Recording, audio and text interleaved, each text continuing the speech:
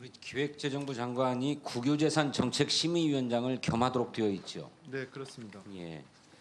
그 대통령실 집무실과 관저를 이전하는 데 따라서 국유재산정책심의위원회를 개최한 기록이 있습니다. 2022년 4월 6일에 네, 네. 처음에 육군참모총장 관사로 이전한다고 할 때 열었어요. 그렇죠? 네, 네. 그런데 육군참모총장 공관에서 다시 외교부 장관 공관으로 변경할 때는 국유심을 열지 않았습니다. 왜 그랬지요? 국유심은 이제 중요한 사안에 대해서 여는데 그 부분은 위치 아마 변경이기 때문에 열지 않은 걸로 알고 있습니다. 그렇습니까? 네. 위치 변경에 불과하기 때문에 안 연 건가요? 네, 중요한 사안이 아니라서 그 위원회를 열 만큼의 중요한 사안이 아니기 때문에 열지 않았다고 저는 알고 있습니다. 그래요. 네. 그러면 국유재산 종합계획은 변경했습니까? 종합계획은 그 연도 계획으로 알고 있습니다. 그렇기 때문에 중간에 바뀌는 경우 업데이트가 되지 않고 그 부분을 고치지 않고 하는 경우도 과거에 다수 있었다고 저는 보고를 받았습니다. 네. 아니 그런데 중요하게는 청와대에서 용산으로 대통령 집무실을 이전하고 또 관저도 청와대 경내에 있던 것을 외교부 장관 공관으로 변경하지 않았습니까? 그 앞으로 상당 기간 동안은 그 위치에서 대통령이 집무도 보고 또 주거도 하게 될 텐데 그거는 국유재산 종합계획을 변경했어야 될 일 아닙니까? 왜냐하면 그러한 변경 자체가 중요하다고 보아서 앞서 국유심을 개최하지 않았습니까? 일단은 지금 말씀 주신 거에서 국유재산 종합계획은 국유재산 총계 변동이 없는 개별 행정재산의 어떤 사용 수행 부분이기 때문에 이 부분은 이 종합계획에 포함될 사항으로 꼭 보기는 어렵다고 저희 생각하고 있습니다. 총계의 변화가 없어서요. 네네. 총계의 변화가 없는데 왜 육군참모총장 공관으로 이전할 때는 국유심을 열었습니까? 그거는 국유재산 종합계획을 바꾸는 것이 아니고 네. 국유재산 정책심의위원회를 개최하는 거니까 다른 얘기입니다.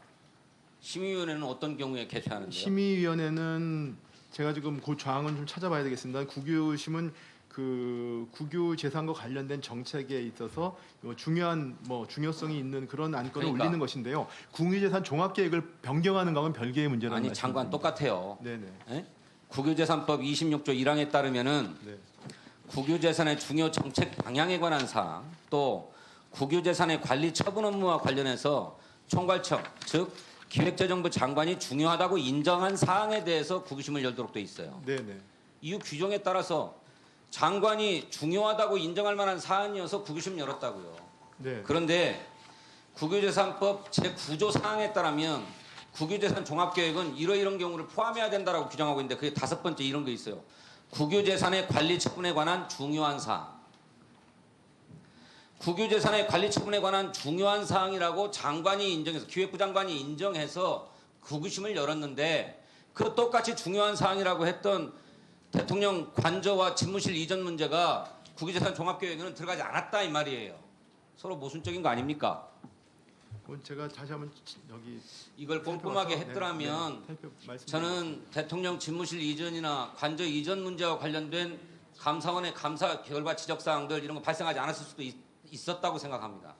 그런데 조금 전에 우리 정일영 의원님께서도 지적을 하셨습니다만 그 대통령 집무실 이전 또 관저 이전을 총괄했던 사람이 청와대의 김오진 관리비서관이었어요.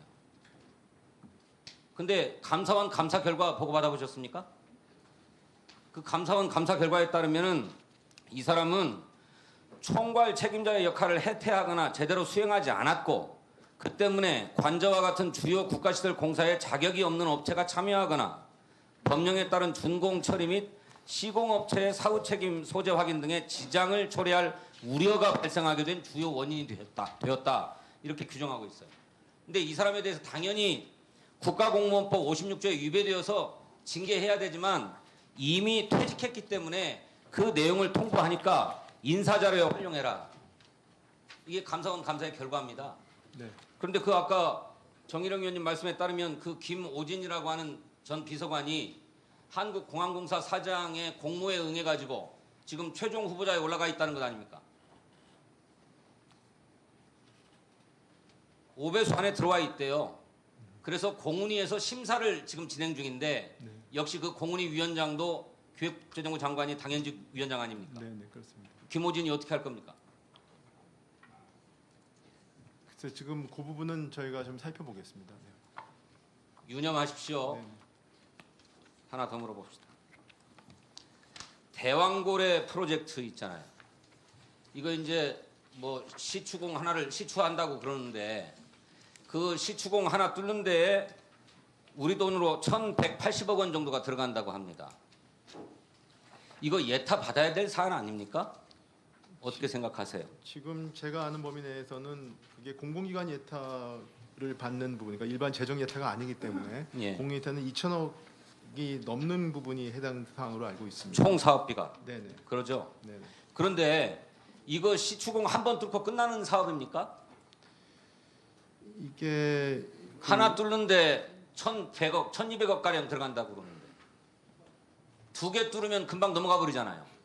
그런데 이제 시추공 뚫는 거는 점 판단에 따라 다를 수 있습니다만 제가 지금 보고받기로는 그 1차공 결과에 따라서 앞으로 어떻게 될지 후속 계획 같은 것들이 그러니까 독립적으로 이루어지기 때문에 이러면 그렇습니까? 별도의 사업을 봐야 된다라고 지금 하는 의견이 더 다수인 것 같습니다. 아니 저 그렇지 않은 것 같아요.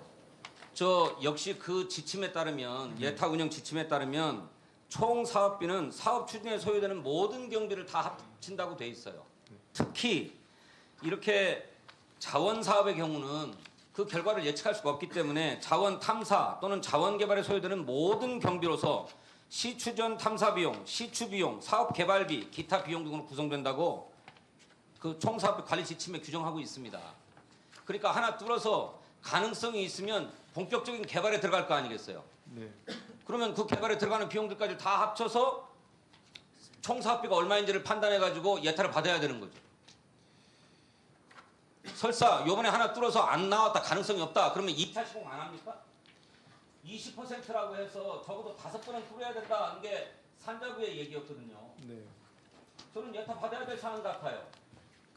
일단 과거에도 시추 항공을 별도 사업을 구분해 예타 여부를 판단한 적이 있고 지금 말씀하신 대로 일단 1차 그걸 하고 나서 그 뒤에 것은 아마 이제 좀 더 판단을 해서 저희가 좀 판단해야 될 사항인 것 같습니다. 기획재정부가 내놓고 있는 예타 지침을 위반한 것이다. 저는 그렇게 생각해요.